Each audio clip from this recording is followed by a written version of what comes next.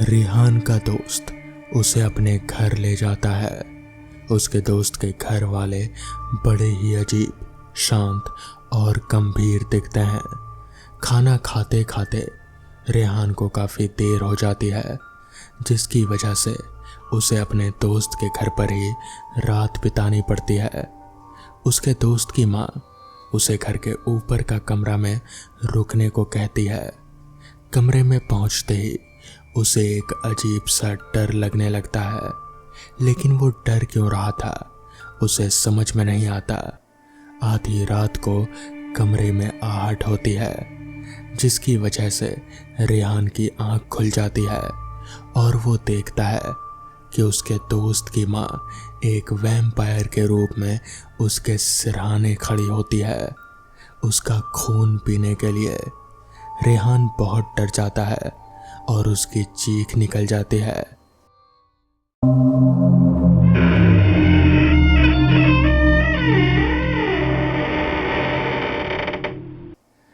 तभी रेहान की आंख खुली और वो देखता है कि वो तो अपने हॉस्टल के पलंग पर है। मतलब ये मेरा सपना था, रेहान अपने मन में कहता है। उसकी चीख से उसका रूममेट निखिल भी जाग जाता है। क्या हुआ रेहान, तू चीखा क्यों? सब ठीक तो है ना? निखिल रेहान से पूछता है। हाँ सब ठीक है, मैं ठीक हूँ, बस एक बुरा सपना देख लिया, रेहान ने जवाब दिया। अच्छा अब सो जा, कल सुबह क्लास है, लेटते हुए निखिल बोला। दूसरे दिन फिर सुबह से क्लास शुरू हो गई। दिन भर क्लास करके रेहान काफ़ी थक चुका था। थोड़ा आराम करके शाम को फिर पढ़ने बैठ गया। रात को खाना खाकर रेहान सोने चला गया। आधी रात को अचानक चीखते हुए फिर उठ बैठा। क्या हुआ, तू चीखा क्यों? निखिल उसके पास आते हुए पूछा। फिर वही सपना यार, ये सपना बार बार क्यों आ रहा है? पसीने से लथपथ रेहान बोला। परेशान मत हो यार, वो बस एक सपना है और सपने तो कुछ भी आते रहते हैं। भगवान का नाम ले और सो जा। करता हुआ रेहान वापस सो गया। कुछ दिन तो ठीक से बीते, लेकिन एक दिन फिर वही सपना रेहान को आया। अब अक्सर ही वो सपना रेहान को आने लगा था। जैसे जैसे समय बीत रहा था, वैसे वैसे उसके सपने वाला दोस्त और उसके परिवार वाले, उनकी उम्र बढ़ते जा रहे थे, लेकिन वो परिवार अभी भी बहुत शांत और गंभीर और अजीब सा ही था। वो हर बार उसके दोस्त की माँ उसको हमेशा ऊपर का कमरा ही रुकने को देती। फिर से कमरे में पहुंचते ही अजीब सा डर उसे महसूस होता और आधी रात को वैम्पायर बनकर उसके दोस्त की माँ खून पीने आती थी। सपने में उसे पता चलता है कि उसकी माँ का नाम रतीबाला है। ऐसे ही एक साल बीत जाता है और रेहान को हर दिन ही वही सपना आता है। अब तो सपने में उसके दोस्त की माँ भी मर चुकी होती है, लेकिन अभी भी वो जब भी सपने में अपने दोस्त के घर जाता है तो पता नहीं क्यों वो ऊपर वाला कमरे में ही रुकता है। एक दिन उसकी मुलाकात एक लड़के विकी से होती है। कुछ ही दिनों में दोनों बहुत अच्छे दोस्त बन जाते हैं। एक दिन विकी रेहान को अपने घर पर बुलाता है। रेहान जब रात को उसके घर पहुंचता है तो ये देखकर दंग रह जाता है कि विकी का घर वही घर है जो रेहान अपने सपनों में देखता रहा है। डरते डरते रेहान घर के अंदर जाता है। अंदर पहुंचकर रेहान विकी के परिवार से मिलता है, लेकिन सपने के परिवार के उल्टा विकी का परिवार हंसमुख और मिलनसार था। थोड़ी ही देर में सब खाने के लिए बैठ जाते हैं। खाना खाते खाते बहुत देर हो जाती है, जिसकी वजह से रेहान को विकी के घर पर ही रुकना पड़ता है। विकी की माँ रेहान को घर के ऊपर वाला कमरा देती है। रुकने के लिए विकी और रेहान दोनों कमरे को थोड़ा साफ करने लग जाते हैं। तभी रेहान को दीवार पर लगी एक तस्वीर दिखती है। वो तस्वीर देखकर वो चौंक जाता है। वो तस्वीर उसी औरत की थी जो उसके सपने में आकर उसका खून पीने की कोशिश करती है। तस्वीर उतारकर रेहान देखता है कि उस पर एक नाम लिखा हुआ है, रतीबाला। रेहान विकी से पूछता है, ये कौन है? ये पहले इस घर की मालकिन थी, इनसे ही दादाजी ने यह घर खरीदा था। विकी ने बताया, क्या इस फोटो को यहाँ से हटा सकते हो? हाँ क्यों नहीं, चलो इसे अभी चलकर नीचे स्टोर रूम में रख देते हैं। कहते हुए विकी रेहान के साथ नीचे चल देता है। रेहान तस्वीर को पकड़े हुए नीचे चला जा रहा था कि तभी उसके हाथों से अचानक से खून बहने लगता है। दोनों बहुत घबरा जाते हैं। रेहान फोटो को रखकर अपने हाथों को देखता है तो उसके हाथों में कहीं कोई चोट के निशान नहीं थे। दोनों बहुत हैरान हो जाते हैं कि ऐसा कैसे हुआ। खैर, रेहान अपने हाथ साफ करके ऊपर कमरे में चला जाता है। विकी भी उसी कमरे में आ जाता है। दोनों बहुत देर तक बातें करते रहते हैं। बातें करते करते विकी भी वहीं सो जाता है। बीच रात में तेज बिजली की कड़क से रेहान की आंख खुली। रेहान देखता है कि उसके सिरहाने रतीबाला खड़ी है। रेहान उसे देखते ही चीख पड़ता है। उसकी चीख सुनकर विकी भी उठ जाता है। क्या हुआ रेहान? तू चीखा क्यों? विकी बोला। रेहान ने दीवार की तरफ इशारा किया। विकी ने भी अपनी नजर दीवार की ओर घुमाई। अब चौंकने की बारी विकी की थी। दोनों अपनी फटी फटी आंखों से दीवार को ही देख रहे थे। दोनों ही पसीने पसीने हो गए थे। सामने दीवार पर रतीबाला की तस्वीर टंगी हुई थी और उससे खून रिस रहा था। दोनों के होश उड़ चुके थे और दोनों ही भागकर नीचे स्टोर रूम में गए। देखा वहां तस्वीर नहीं थी। उन्हें समझ में नहीं आ रहा था कि आखिर तस्वीर ऊपर कमरे में पहुंची कैसे। दोनों ने रात जागते जागते ही कटा दी। सुबह होते ही रेहान अपने हॉस्टल निकल पड़ा।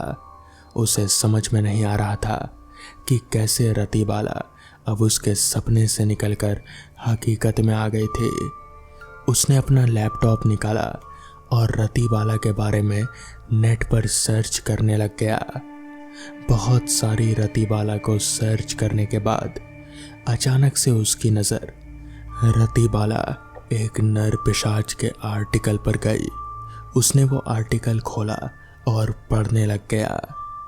साल 1900 में कोटामेंद गांव में रतीबाला नाम की एक लड़की हुआ करते थे। बचपन से ही उसे भूत प्रेत पिशाच शैतान की पूजा और शैतानी रिवाज इन सब के किताबों में दिलचस्पी थी। बचपन से ही वो एक वैम्पायर बनना चाहते थे। उसकी कोई सहेली नहीं थी। सभी साथ के बच्चे उससे डरते थे। कोई भी उसके साथ नहीं खेलता था। लोगों में इस बात की चर्चा थी कि उस पर शैतान का साया है। उसके हम उम्र के बच्चों ने बताया कि कई बार उन्होंने उसे कुत्ते का खून पीते हुए देखा। कभी कभी तो बिल्लियों को पकड़कर कुछ प्रयोग करते रहते थे। एक दिन उसके माता पिता ने उसे चमगादड़ का खून पीते हुए देख लिया। उसके बाद से वो कहीं गायब सी हो गई। दूसरे दिन उसके घर के पास की एक लड़की गायब हो जाती है और बहुत ढूंढने पर भी नहीं मिलती। बस इतना ही लिखा हुआ था उस लेख में।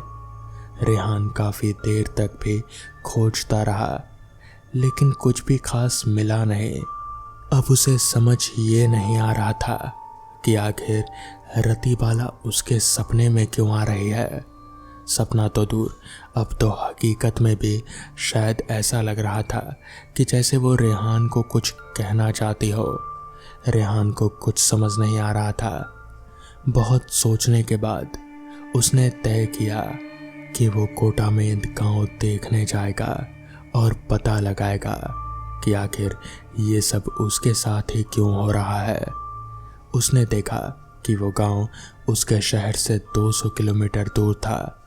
रेहान ने तय कर लिया कि वो वहां जाकर पता करेगा इस रतीवाला के बारे में। दूसरे दिन वो हॉस्टल से छुट्टी लेकर कोटामेंद के लिए निकल पड़ा। 4 घंटे के बस और बैलगाड़ी के सफ़र के बाद रेहान कोटामेंद पहुंच चुका था। बहुत जानकारी करने के बाद भी उसे सिर्फ वो ही पता चल पाया जो कि उसने इंटरनेट पर पढ़ा हुआ था। निराश होकर वो वापस लौटने ही वाला था कि उसकी नज़र एक बहुत ही बुजुर्ग आदमी पर पड़ी जो कि अपनी झोपड़ी के बाहर कुर्सी लगाकर बैठा हुआ था। रेहान ने सोचा कि बात थोड़ी पुरानी है, हो सकता है कि इन बुजुर्ग को कुछ पता हो। रेहान उनके पास गया और फिर उनसे रतीवाला के बारे में पूछा। सारी बात सुन उस बुजुर्ग आदमी ने कहा, बेटा ये बहुत पुरानी बात है। तब हमारा उम्र करीब 18-19 साल का रहा होगा। हम लोग इसी गांव में रहते थे। रतीवाला भी यहीं रहती थी। वो थोड़ी अजीब थी, पता नहीं जानवर का खून पीना, चमगादड़ का खून पीना, ये सब करती रहती थी। फिर पता नहीं वो कहीं गायब सी हो गई, फिर किसी को नहीं दिखी। उसके बाद तो मैं भी नहीं जानता बेटा क्या हुआ। रेहान सारी बातें सुना और फिर वहां से उठकर वापस अपने हॉस्टल के लिए बस पकड़ ली। वो निराश था क्योंकि उसे अभी तक ये पता नहीं चल पाया कि आखिर वो सपना रतीवाला उसे ही क्यों नजर आते थे। खैर, शायद इस सवाल का जवाब रेहान को कभी नहीं मिल पाएगा। तो दोस्तों, ये थी आज की पहली कहानी। तो चलिए बढ़ते हैं आज की दूसरी कहानी की ओर। रात के करीब 3 बज रहे थे जब राकेश अपनी ड्यूटी खत्म करके वापस घर की ओर लौट रहा था। रास्ता पूरी तरह से सुनसान और अंधेरे में डूबा हुआ था। उस रास्ते पर दूर दूर तक राकेश के अलावा और कोई भी नजर नहीं आ रहा था। राकेश जल्दी जल्दी अपने कदम बढ़ाते हुए आगे बढ़े जा रहा था। बरसात का मौसम था। थोड़ी देर पहले ही बारिश होकर बंद हुई थी, इसलिए रास्ते पर जगह जगह पर कीचड़ फैला हुआ था और इसी वजह से राकेश को आगे बढ़ने में थोड़ी दिक्कतों का सामना करना पड़ रहा था। खैर, यह आज पहली बार था जब राकेश इस समय ड्यूटी से लौट रहा था, वरना राकेश की ड्यूटी का शिफ्ट अलग होता है। मगर आज ऑफिस में लोग कम थे, इसलिए उसे ये शिफ्ट करनी पड़ी। खैर, राकेश जल्दी जल्दी कदम बढ़ाकर आगे बढ़े जा रहा था। रास्ता थोड़ा सुनसान तो था ही, साथ ही जंगलों से भी घिरा हुआ था। हालांकि जंगल ज़्यादा घने नहीं थे, बस थोड़ी मोड़ी झाड़ियाँ थी और कोई भी दुकान या फिर कोई घर आसपास नहीं था। अभी राकेश आगे बढ़ ही रहा था कि तभी उस पुराने कब्रिस्तान के पास आकर राकेश के कदम एकदम से रुक गए। राकेश को वो बात याद आ गई जो उसके दोस्त ने आज उसे बताई थी। कहते हैं कि इस कब्रिस्तान में आत्माएं भटकती है। राकेश ने सोचा कि थोड़ा ठहर कर एक नज़र मार लिया जाए, क्या पता कोई आत्मा दिख ही जाए। राकेश भूत प्रेत पर बिल्कुल भी विश्वास नहीं करता। विश्वास तो क्या, वो इन चीज़ों का मजाक उड़ाता फिरता है। खैर, राकेश वहाँ रुककर कब्रिस्तान को चारों तरफ से देखने लगा। उस पुराने से टूटे फूटे कब्रिस्तान में दरवाज़ा तो था, मगर वो भी आधा टूटा हुआ और जंग लगा हुआ। एक हाथ में आसानी से टूट जाएगा और कब्रें थोड़ी बहुत ही दिखाई पड़ रही थी, ज़्यादातर कब्रें नीचे धंस चुकी थी। राकेश वहाँ खड़े खड़े अभी उस कब्रिस्तान में नज़र मार ही रहा था कि तभी उसकी नज़र एक चीज़ पर जाकर अटक गई। वो एकदम से उस चीज़ पर जैसे अटक सा गया। उसने देखा कि एक कब्र के ऊपर एक औरत बैठी हुई है। उस औरत ने सफ़ेद साड़ी पहन रखी है और उसका चेहरा दूसरी तरफ था, इसलिए राकेश उसका चेहरा नहीं देख पा रहा था। जैसे ही राकेश ने थोड़ा करीब जाकर देखा कि वो औरत एकदम से हलचल में आ गई। राकेश थोड़ा घबराया, पर क्योंकि वो इन बातों को मानता नहीं था तो वो थोड़ा आश्चर्य भी था कि आखिर एक अकेली औरत इस कब्रिस्तान में कर क्या रही है। वो ये सोच में पड़ गया। वो सोच रहा था कि उस औरत को आवाज़ लगाए। यही सोचते हुए उसने उसे आवाज़ दी, हेलो हेलो, कौन है आप और कब्रिस्तान में क्या कर रही हैं इतनी रात को? मगर उस औरत ने कोई जवाब नहीं दिया। राकेश वापस से आवाज़ लगाया, मगर फिर भी उसने कोई जवाब नहीं दिया। अभी राकेश आवाज़ लगा ही रहा था कि एकदम से वो औरत हवा की रफ्तार से भागती हुई बिल्कुल राकेश के सामने आ खड़ी हुई।